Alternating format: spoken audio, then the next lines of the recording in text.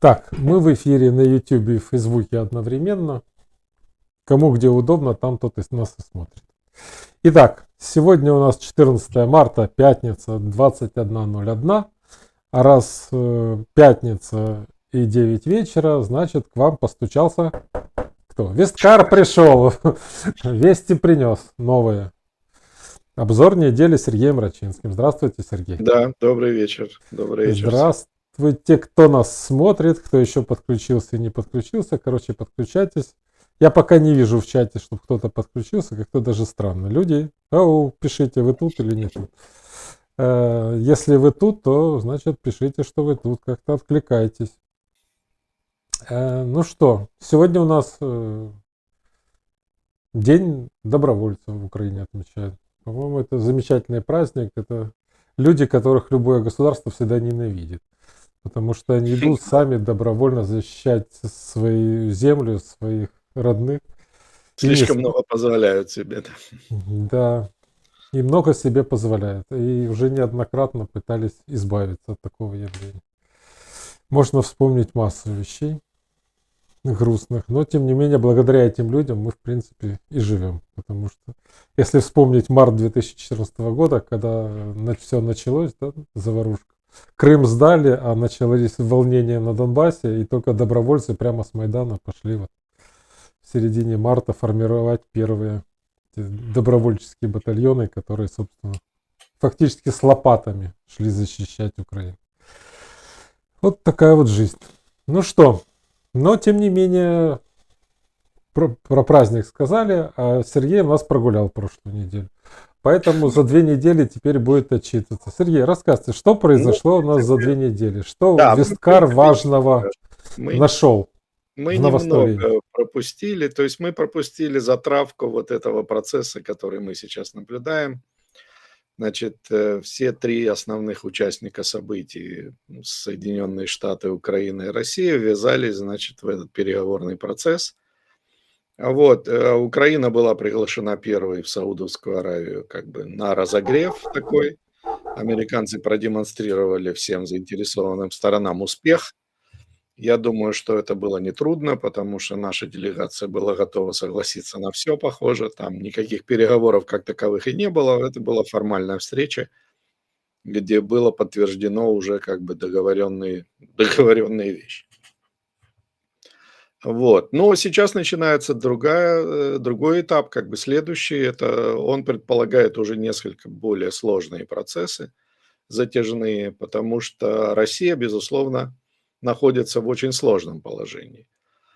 То есть сейчас очень много комментариев по поводу того, вот, что собирался сказать Путин и сказал ли он на вот недавней пресс-конференции, где он сидел там вместе с Лукашенко почему-то. Вот, и сейчас очень многие комментаторы гадают, значит, вот сказал он да или сказал он нет, то есть как понимать его правильно слова. Вот, и в этой ситуации я лично исхожу в своем анализе не из того, что говорят политики, особенно Путин. Путин говорил за последние 3 года столько всего и столько всяких глупостей, что бессмысленно что-либо анализировать. То есть он, безусловно, говорит что-то на злобу дня, чисто для поддержания, так сказать, насыщенности информационного пространства. Вот. Хотя Трампа постоянно упрекают в том, что он вот сегодня говорит одно, а завтра другое, или потом говорит, а разве я это говорил, там, и так далее. Но если посмотреть на Путина, то он, в принципе, Трампа давно обошел уже. Только в одном спектре вопросов, связанных, например, с тем, зачем вообще понадобилась ему война, он плавает в широком таком поле от каких-то узкоспециальных тем до совершенно неопределенных. То есть он готов говорить всякую ерунду, и поэтому, повторяю, слова здесь в данном случае не являются темой для анализа.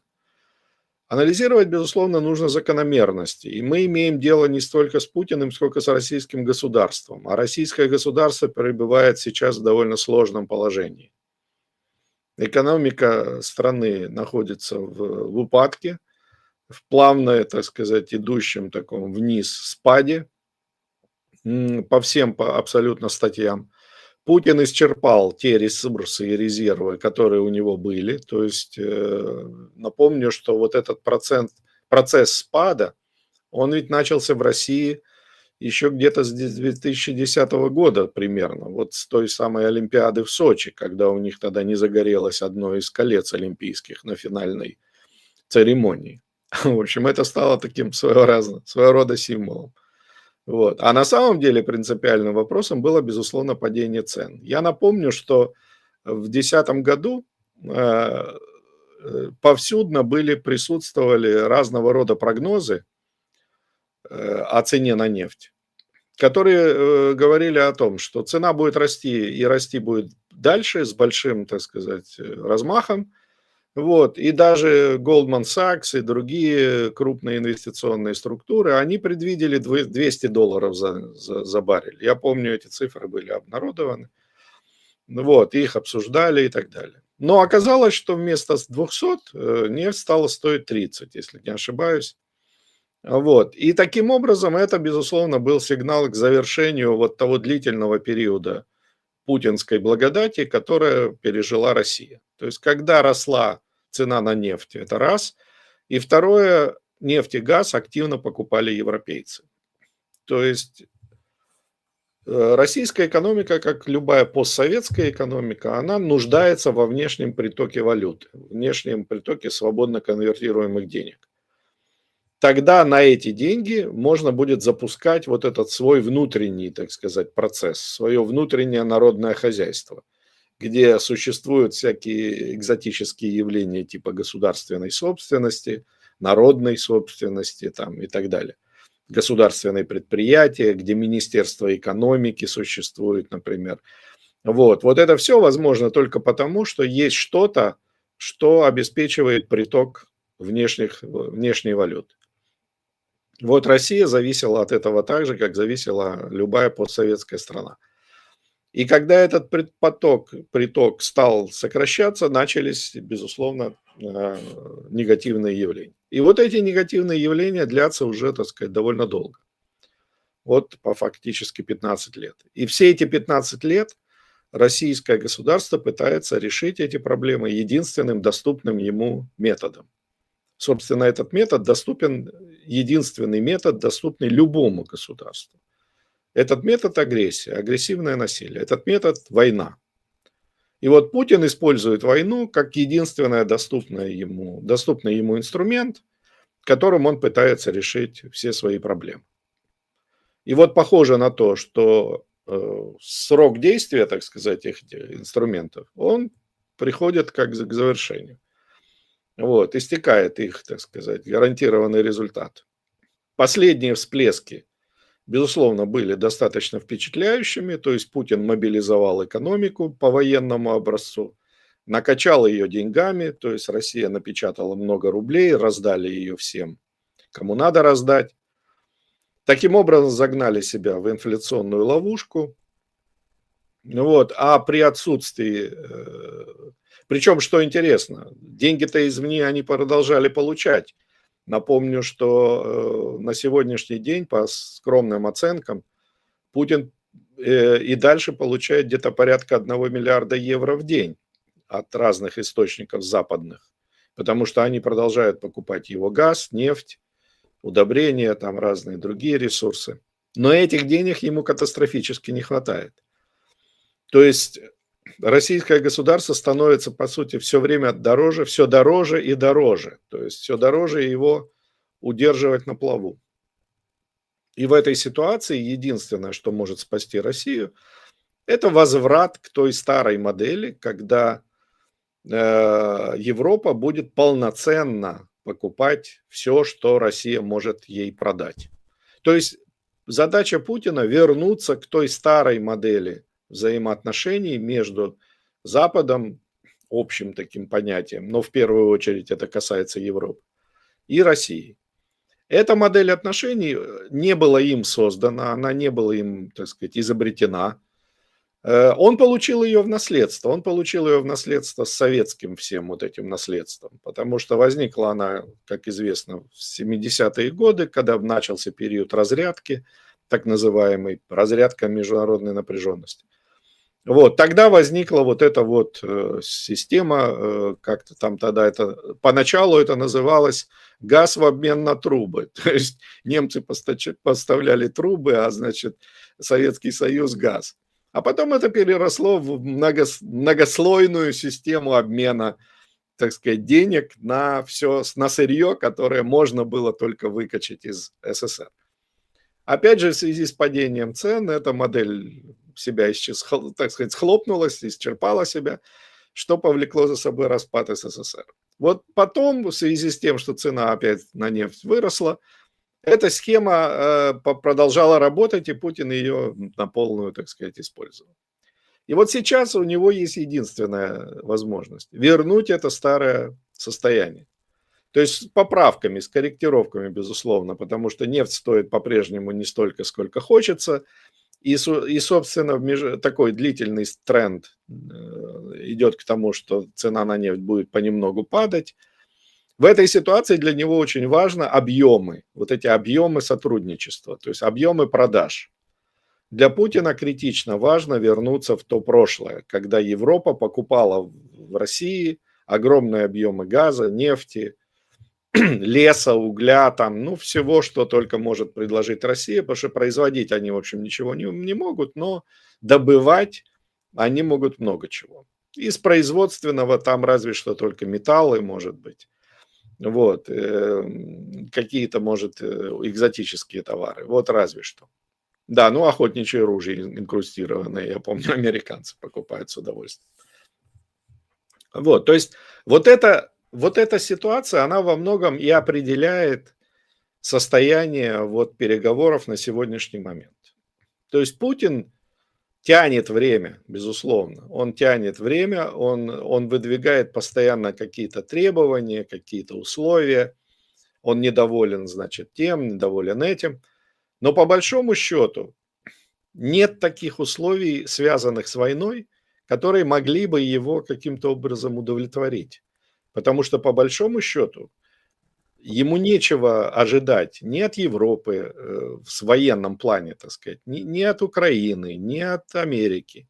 Ему не нужна территория, ему не нужны вот эти какие-то завоевания. Это все не решает его проблемы.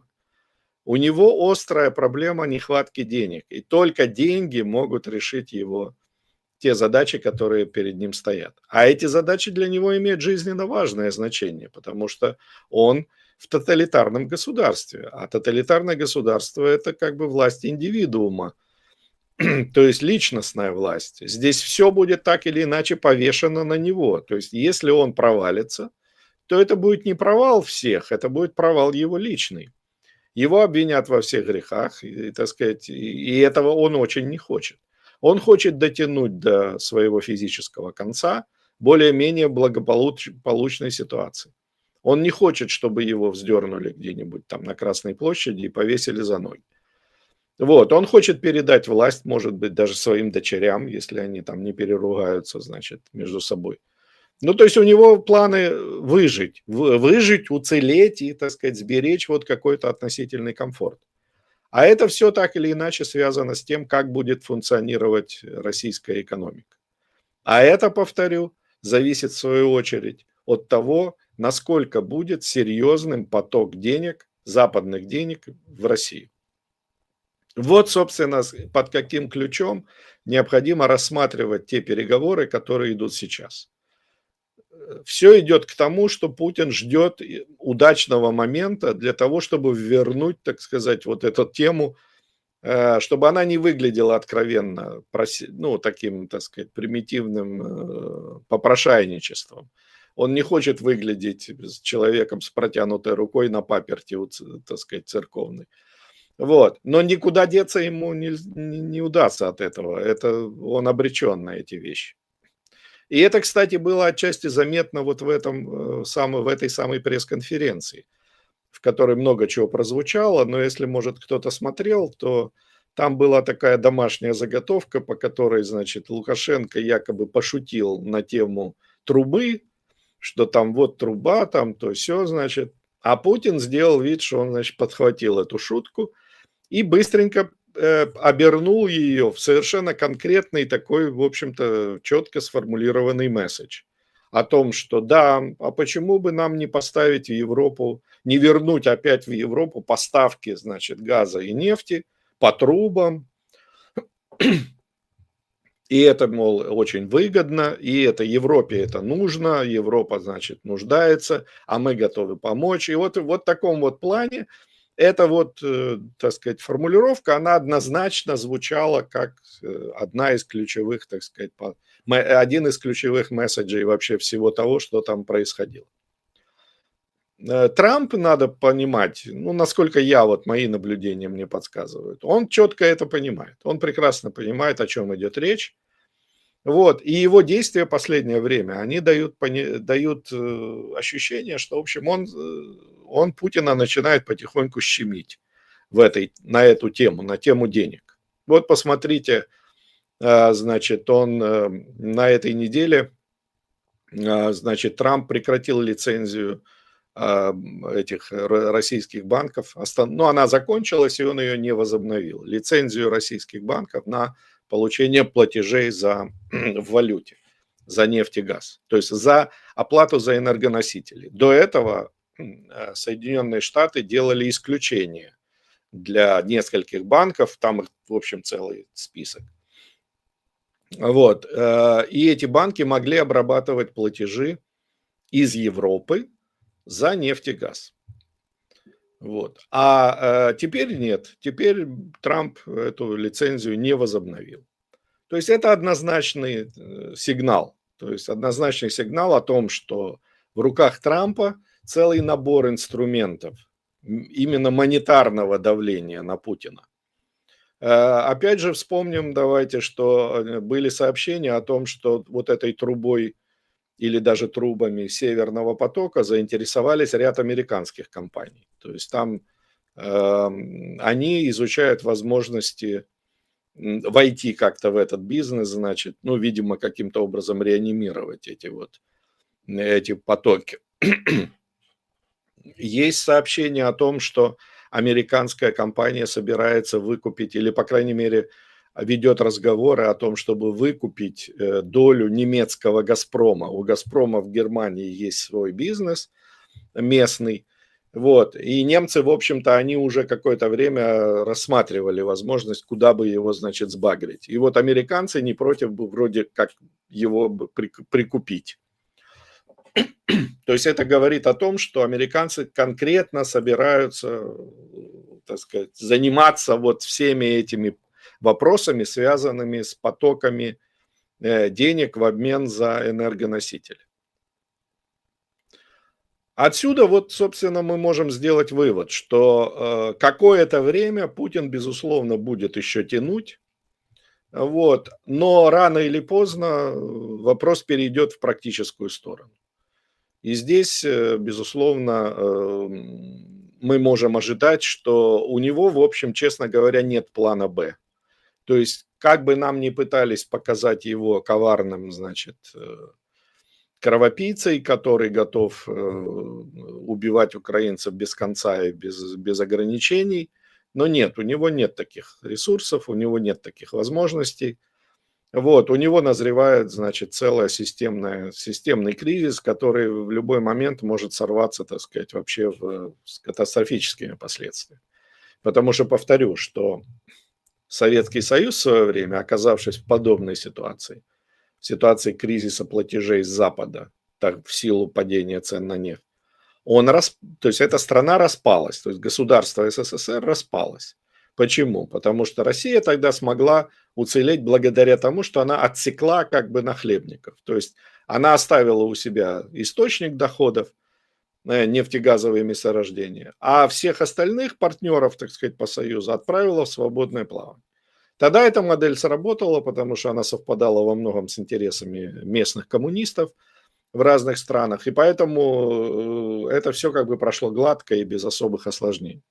Вот сейчас это то же самое может ожидать Россию. То есть если Россия не решит вопрос с поставками денег, с получением денег за нефть и газ, в первую очередь, а вообще-то речь идет о широком спектре товаров, то Россию может ожидать такая же подобная участь. То есть распад и критические какие-то события, которые могут оказаться уже не настолько благополучными, как это случилось с СССР.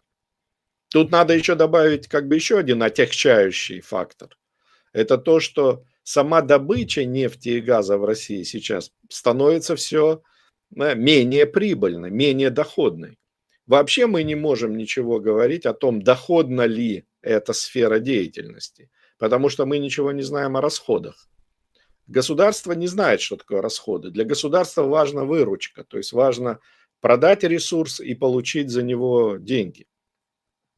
А сколько оно тратит на саму добычу вот этих своих местных денег, свеженарисованных, так сказать, это мало кого волнует, потому что тут идет круговорот налогов, государство свежепоступившими налогами закрывает, так сказать, отчасти те дыры, которые образуются, постоянно генерирует какие-то новые, значит, вливания денег. И поэтому никто никогда не знает, есть ли здесь выгода, то есть превышают ли здесь доходы, превышают ли доходы расходы, то есть больше ли доходы, чем расходы.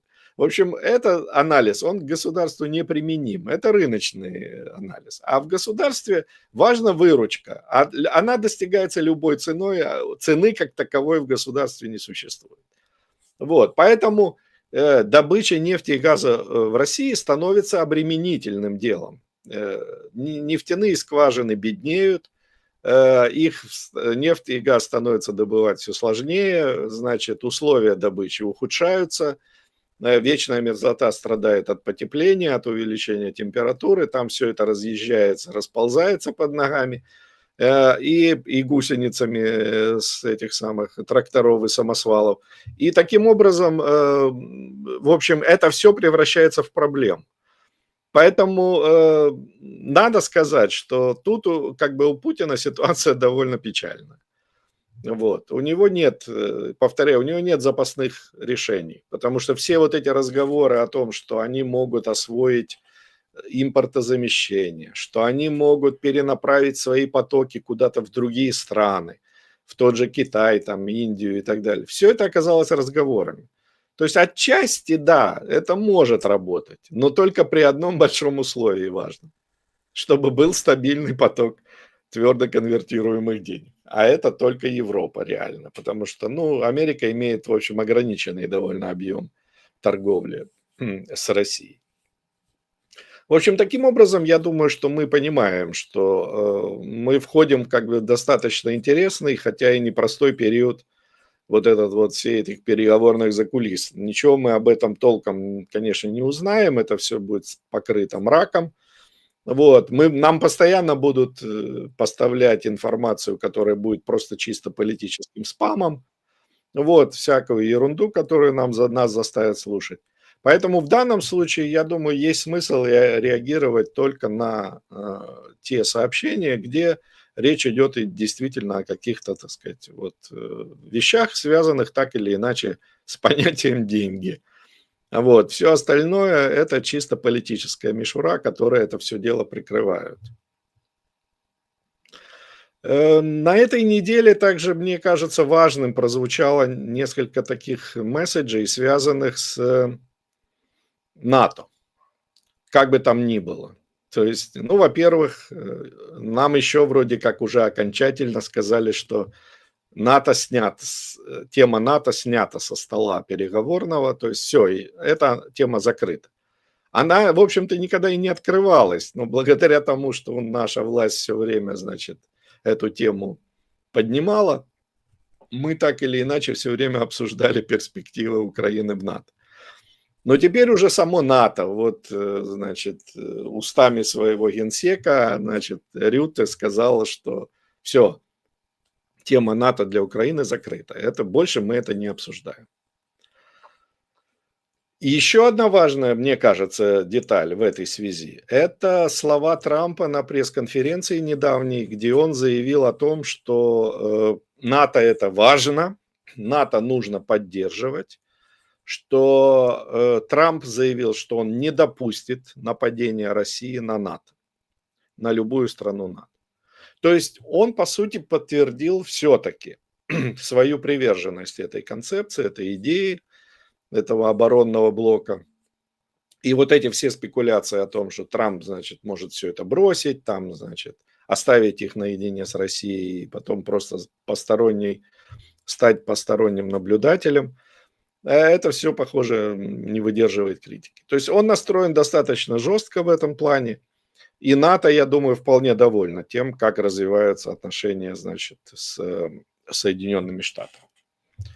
Более того, то есть, как мы знаем, Европейский Союз принимает, значит, какую-то мощнейшую стратегию по перевооружению. То есть они готовы выделять колоссальные деньги, которых у них нет, значит, и где взять их они, в общем, не знают. То есть это будет та же история с долгами, с выпуском каких-то долговых обязательств государственных.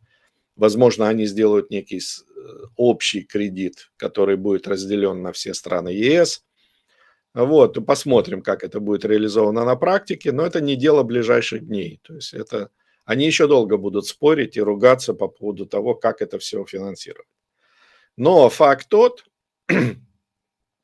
что они прямо заявляют вот во всех этих выступлениях, связанных, значит, с НАТО, фигурирует такое понятие – угроза со стороны России. То есть мы видим тут два противоположных процесса. Первый – это заявления, они звучали в Европе уже, и заявление Трампа, и заявление многих политиков в Европе о том, что они не рассматривают угрозу России, то есть они не считают ее реальной. И в то же время НАТО говорит о том, что их деятельность, их доктрина исходит из того, что Россия является угрозой. И вот, собственно, вот в этом, на этих противоречиях сейчас очень много проблем возникает, потому что, с одной стороны, НАТО вроде выглядит как самостоятельным проектом, а вот это европейское перевооружение самостоятельным.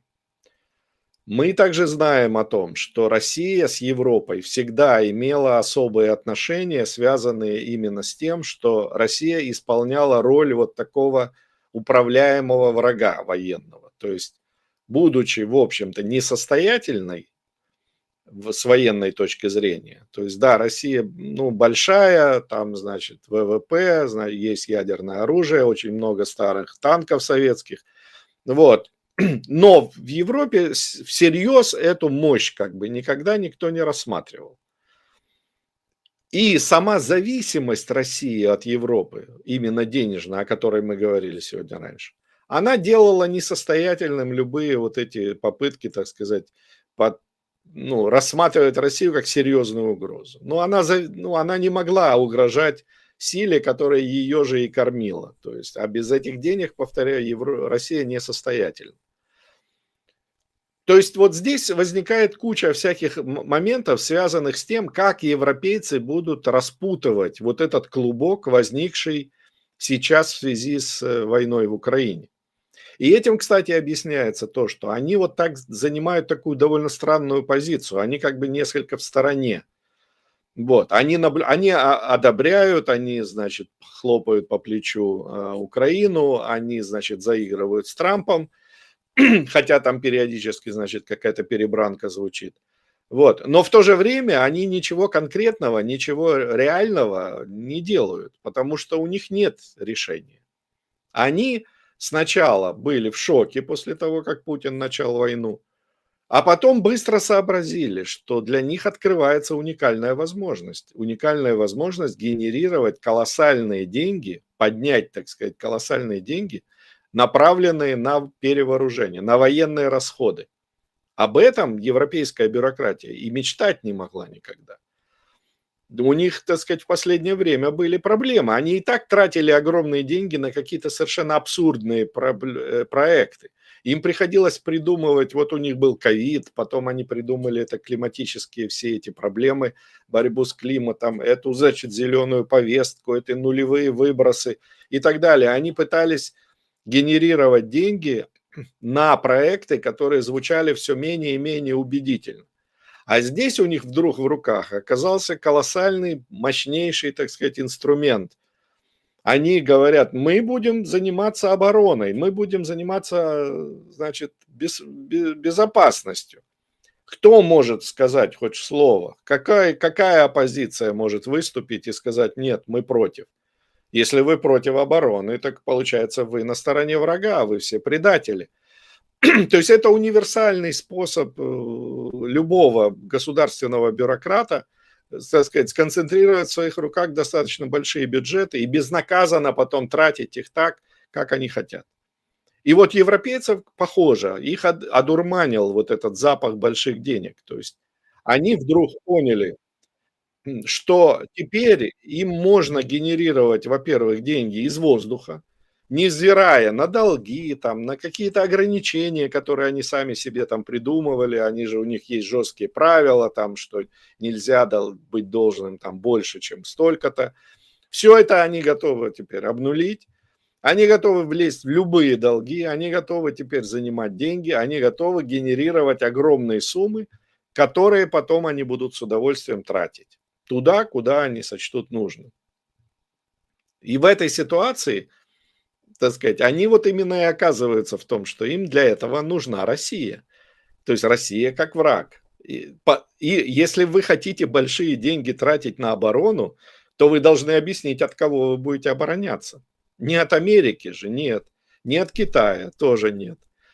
То есть остается Россия, единственный надежный партнер вот в этом деле. То есть это вот эта связка, которую Путин так ценил все эти годы, она теперь становится и для европейцев критически важной. Хотя до этого момента, до войны непосредственно, вот начала войны, Европа делала много усилий для того, чтобы как-то снизить зависимость от России. То есть они вроде сокращали какие-то объемы закупок, значит, они все меньше говорили о том, что Европа, значит, должна как-то рассматривать вооружение, как вот они были довольны зонтиком ядерным американским. То есть там по-другому несколько формулировались приоритеты. А после того, как Путин устроил эту бойню кровавую в Украине, европейцы теперь поняли, что это их шанс. У них открылась новая уникальная возможность в ближайшие несколько лет, а то и, может, даже десятилетия, безбедно просуществовать. Причем в ситуации, когда в самом ЕС назревают серьезные кризисные явления. То есть и в самой структуре ЕС, ЕС все менее состоятельна именно как организация стран, как политическая конструкция. И экономически у них множество проблем. Но, тем не менее, они рассматривают вот эти возможности для того, чтобы как бы перезапустить индустрию, вот, перезапустить производство. В общем, они возвращаются к тому же, чем спасал себя Путин вот недавно, так сказать, со всей этой милитаризацией. Теперь европейцы хотят сказать: а что, мы хуже? Мы тоже милитаризируем все это дело и будем прекрасно себя чувствовать. А каждому, кто что-то скажет против, мы просто скажем: ну так что же, вы против обороны, вы против мира, вы против безопасности. Нет, извините, значит, никаких компромиссов в данном вопросе мы рассматривать не будем. И вот мы увидим в ближайшее время развитие этих событий в Европе.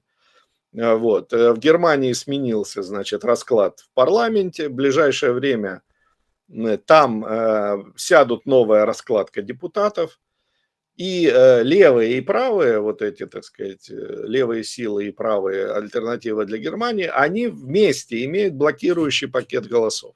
То есть они могут блокировать любые серьезные изменения, любые серьезные законы.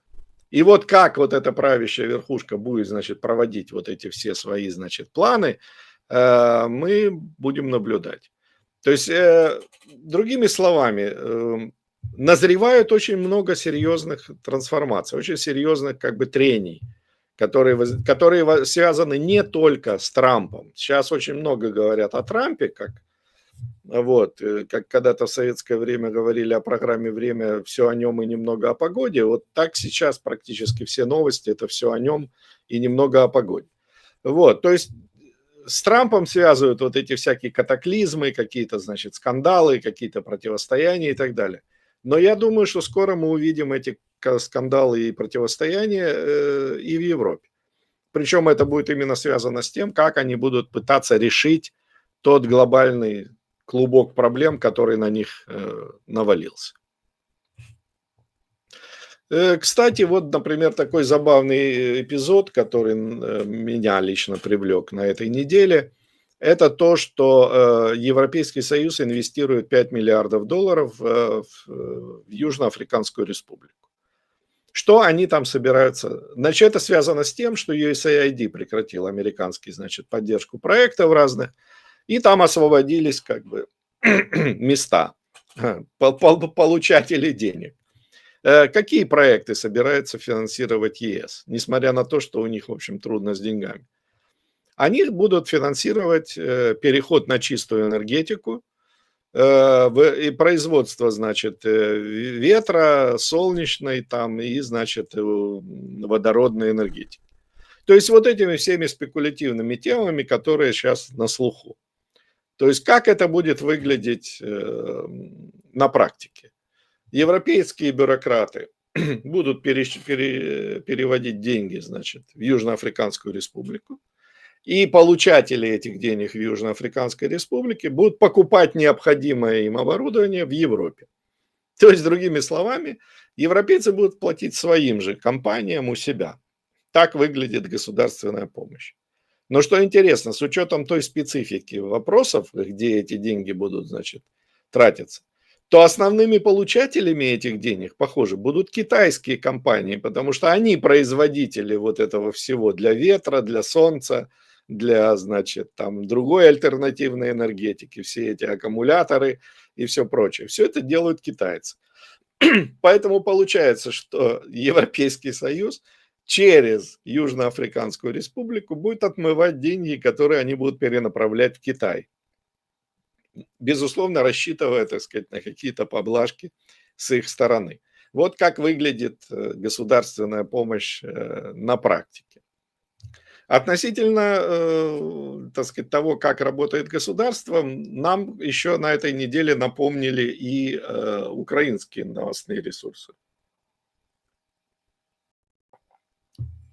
Мне, например, очень запало, так сказать, две новости, которые шли тандемом.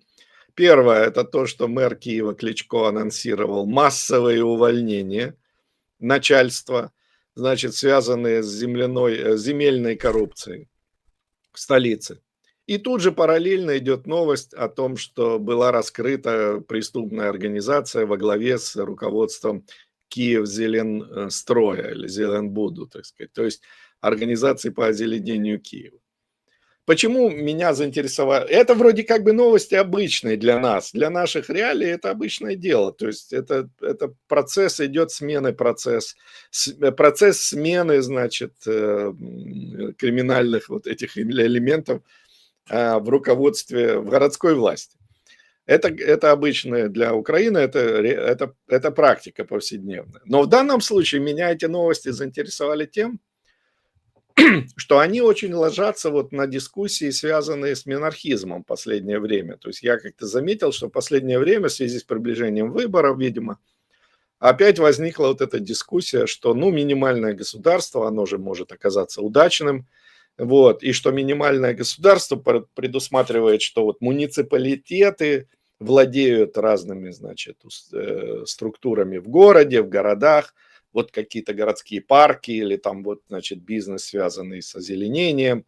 Это все должна делать государство. Ну, кто? А кто тогда? То есть, и вот наша украинская власть, она на практике демонстрирует, как это выглядит в государстве. То есть, все вот эти проекты, все эти муниципальные, значит, службы, это все нагромождение криминальных элементов. То есть, это просто методы отмывания денег. Ничего другого они предложить не могут. То есть нет никаких оснований считать, что вот этими всеми вопросами не могут заниматься частные компании, частные поставщики услуг. Более того, когда земля в городах является в частной собственности, находится в частной собственности, то отпадает и вся вот эта земельная коррупция, которая процветает. То есть, другими словами, попытка заменить рынок, попытка заменить частную собственность какой-то, значит, фиктивной эффективностью городских властей, что вот здесь государство надо оставить, нельзя его трогать, потому что кроме него никто же не может этим всем заниматься. Вот мы видим, как киевская власть проводит нам наглядный такой урок, просто там, макая нас всех, значит, в это болото коррупционное, которое там процветает. И нет никаких оснований считать, что возможно что-то другое. То есть если в этих организациях каким-то образом окажутся люди, одержимые светлыми идеями служения обществу, то этих людей быстро заменят, потому что появятся те, кто будет очень хотеть этих денег. То есть и понимать, что есть такая возможность, и пропустить ее нельзя. То есть, следовательно, любая попытка навести там какой-то умозрительный порядок, она будет длиться недолго. А закончить, наверное, сегодня я бы хотел еще одной темой, которая связана с текущими вот вопросами переговоров о мире и вообще с войной, которая уже порядком всем надоела. И, в общем, честно говоря, я вот, например, очень переживаю по поводу того, а что происходит в Курске, то есть в Курской области. Нас водили за нос все это время, рассказывая о том, как важна была эта операция и так далее, а сейчас там, похоже, происходят какие-то жуткие вещи. Я очень надеюсь, что украинским солдатам удастся все-таки оттуда уйти и с минимальными потерями. Вот, потому что явно они оказались участниками какой-то вот авантюры, очередной авантюры командования. Но я сказать хотел о другом. Меня заинтересовал, значит, опубликованные на этой неделе результаты опроса Киевского международного института социологии. По их данным, значит, они получили такие ответы, что большинство украинцев считают, что цель России в этой войне – уничтожить Украину и ее народ. То есть вот, честно говоря, меня, например, удивляют вот подобные формулировки. То есть, ну, это явно пропагандистский тезис. Чтобы так серьезно думать, вот, можно ненавидеть Россию. Да, мы все ненавидим Россию, мы ненавидим русских, мы терпеть не можем того, что они делают, творят и, так сказать, и уходят безответственно из этого, выходят из этого всего. Но я думаю, разумный человек, он должен далек быть от того, чтобы представить, что у России есть ресурсы и возможности для того, чтобы уничтожить Украину. Да невозможно это, принцип, ну это вообще невозможно, чтобы уничтожить народ. То есть само оперирование вот этими понятиями, оно носит провокационный характер. То есть это уводит дискуссию от реального состояния дел. То есть вот этими вот лозунгами, вот этими пропагандистскими штампами нам просто мешают понять, а в чем действительно цель. Вот цель России в этой войне. Мы же на эту тему никогда не говорим. То есть я пытаюсь как-то эту тему обсуждать и вот пытаюсь, так сказать, ее строить какие-то свои гипотезы в этом смысле. Но для широкой аудитории эта тема закрыта. У нас никто всерьез не обсуждает мотивы, побудительные какие-то действия, так сказать, государства. У нас все сводится к тому, что это вот, значит, весь народ, они, значит, орки, и они вот наступают и хотят уничтожить нас всех безоговорочно и так далее. То есть мы верим как бы в то, что у них какие-то неограниченные возможности, что они делают то, что хотят, что они могут сделать с соседней страной, что им хочется сделать. Это абсурд. То есть это попытка вбить в голову совершенно какие-то абсурдные мысли. То есть 66% украинцев считают, что цель России в войне – полная оккупация Украины, уничтожение ее государственности и физический геноцид украинского народа. Ну, это запредельные совершенно вещи. То есть это все эти формулировки, это стандартные штампы пропаганды, но они не имеют ничего общего с реальностью. Никто никогда, ну, даже представить себе не мог, что можно уничтожать или полную оккупацию Украины. Это, я не знаю, какие ресурсы нужны для того, чтобы полностью оккупировать Украину. Значит, только 4% украинцев считают, что Россия хочет только сберечь уже оккупированные территории. Ну, этот взгляд тоже как бы довольно странный, хотя он более опирается на реалии. То есть здесь люди более трезво оценивают возможности русских и, так сказать, и баланс, вот этот баланс, который возник, баланс сил, который возник на фронте.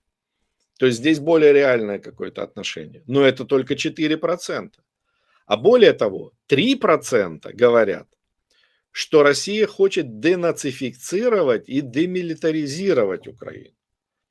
А это вообще просто тупо повторение вот этих абсурдных, значит, тезисов, которые Путин генерировал в самом начале.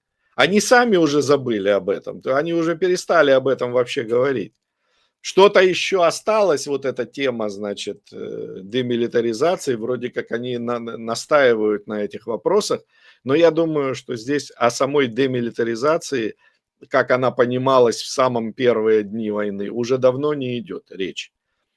То есть мы видим, что вот этот процесс войны, вот процессы, связанные с войной, они окутаны вот этим туманом пропаганды. То есть люди отказываются анализировать события, анализировать расклад, анализировать балансы сил и возможностей. То есть они не понимают ни своих возможностей. То есть если вы считаете, что это возможно такое, то есть то вы тогда должны каким-то образом допускать, что украинцы могут как бы сдаться, то есть или просто уступить безнадежно в противостоянии. Какие для этого есть основания? Да никаких. Украинцы без помощи государства гнали русских солдат в самом начале войны, пока государство не взялось за это дело и, так сказать, не усложнило все это. Вот, то есть, вот для меня, например, это очень важный показатель того, насколько государство мешает трезвому анализу вещей. А вот без трезвого анализа очень трудно понимать, что тебя ждет впереди. Так сказать, что можно считать ожидаемым, а что можно считать безнадежным. То есть вот это стирание баланса между реальностью и вымыслом, вот это типичное проявление вреда, который несет с собой государственная пропаганда. То есть она замыливает, так сказать, сознание человека какими-то штампами, какими-то вот этими гипотетическими картинами, пусть даже они выглядят там апокалиптически, значит, но все равно это абсурд, который не имеет к реальности никакого отношения.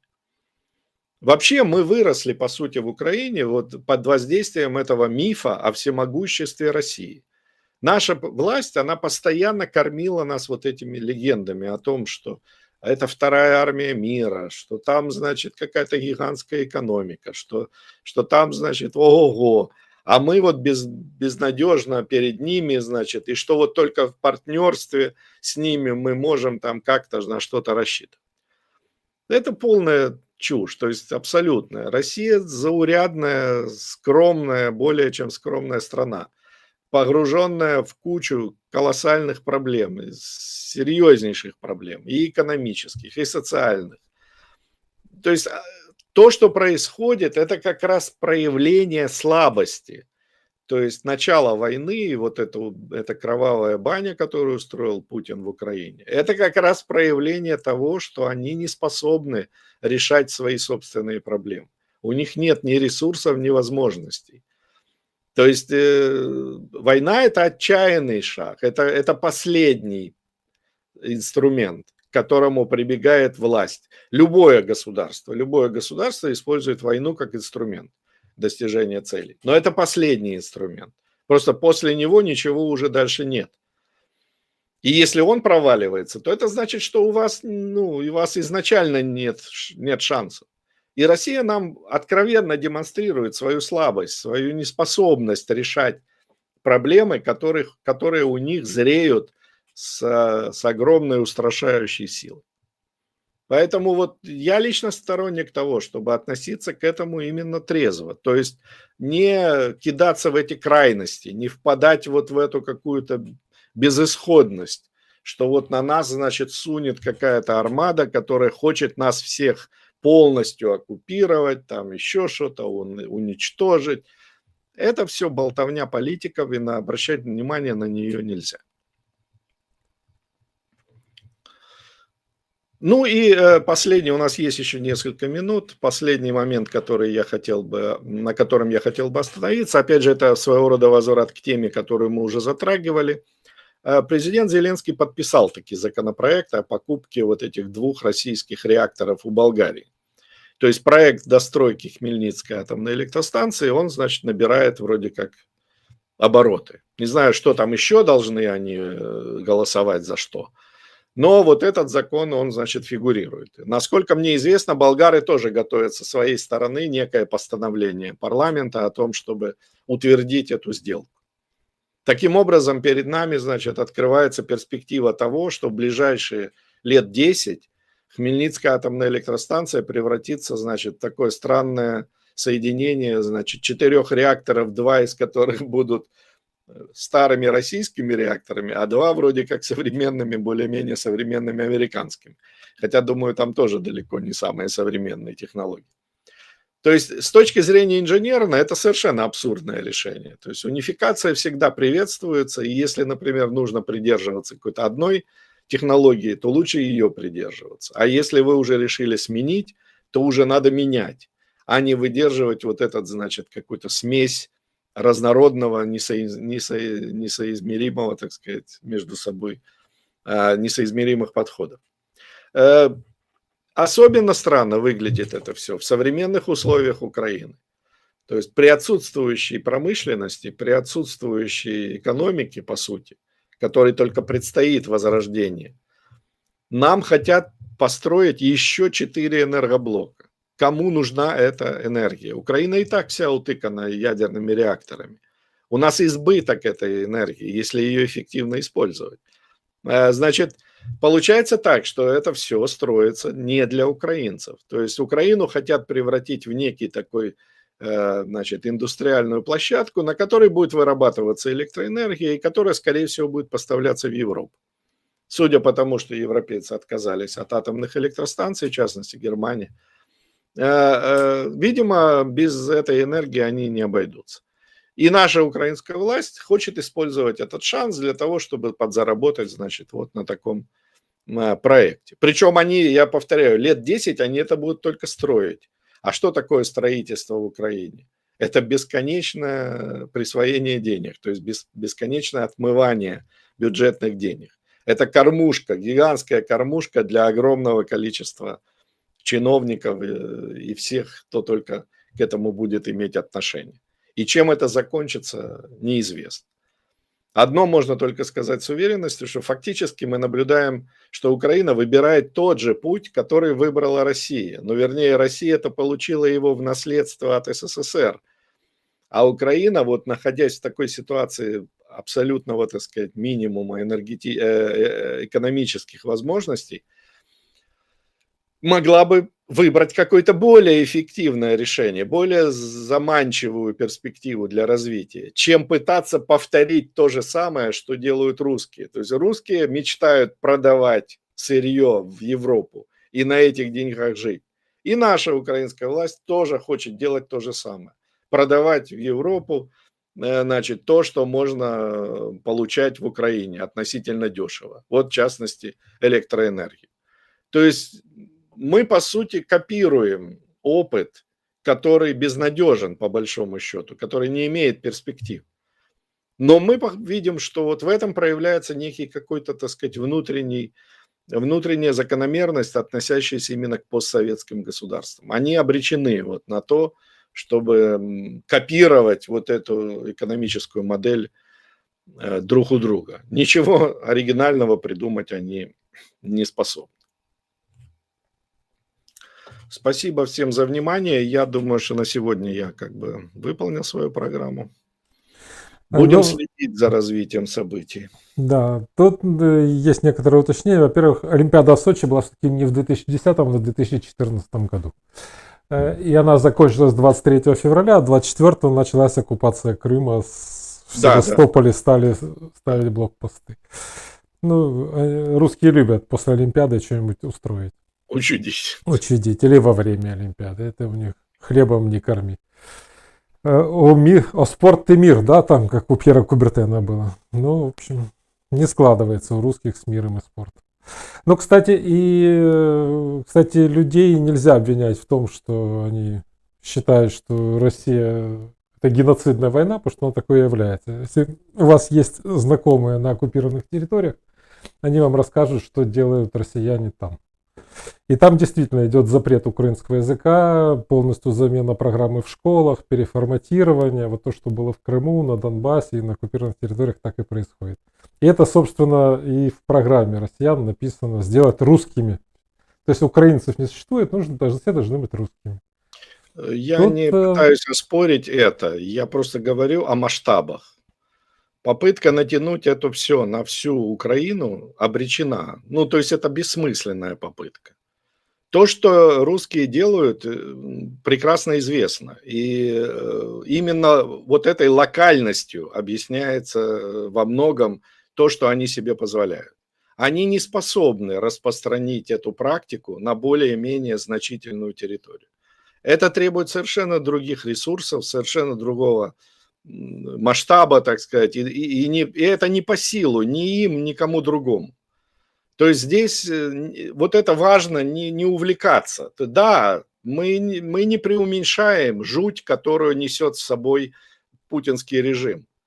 Но пытаться ощущать себя обреченными, что это вот можно увидеть на всей территории Украины и по отношению ко всему 20-30 миллионному населению, это просто абсурд. То есть абсурд, который мешает трезво мыслить, потому что мыслить надо очень трезво в этой ситуации. Ну, тут, кстати, пишут нам в чате: Сергей, вы часто общаетесь с простым народом, вас многое удивит. Ну, в общем, смотря кого считать простым народом. Да нет, ну это Да. сказки. Простые я.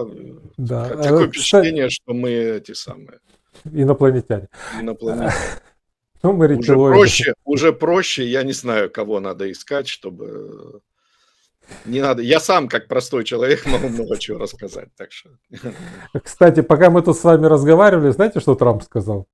Что я немного пошутил, когда обещал завершить войну за 24 часа. Ну, да, Вот так, ну пошутил, ну бывает. Вот такая обычно. была шутка. Просто сейчас интервью Трампа большое, и его тут все растаскивают на цитаты. Так что шутка, не знаю, удалась, не удалась, но произошла.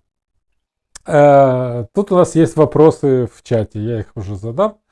Поясните, на ваш взгляд, роль Ермака в окружении Зеленского. Меня не интересует роль Ермака, и я ничего не собираюсь объяснять.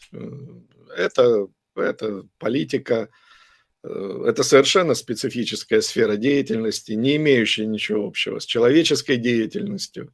Это как пытаться объяснить, чем Горбатый отличается от какого-нибудь там Кости Кирпича или там кого-то еще. Меня это не интересует, честно, абсолютно.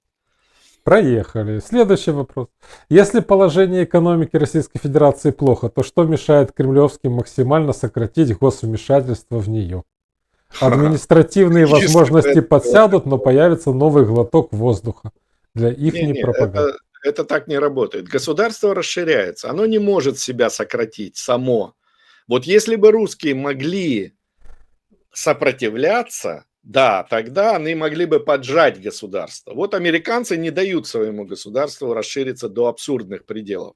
Они уже проигрывают во многом эту борьбу, но все еще, как говорится, у них есть перспективы. А русские проиграли эту борьбу давно, безнадежно. Они стали частью этой системы, по сути. Поэтому там не на что рассчитывать. Они верят в государство, а у них государство прежде всего, для них это, так сказать, отдушина, вот она как раз и есть. Сейчас здесь смысл их существования.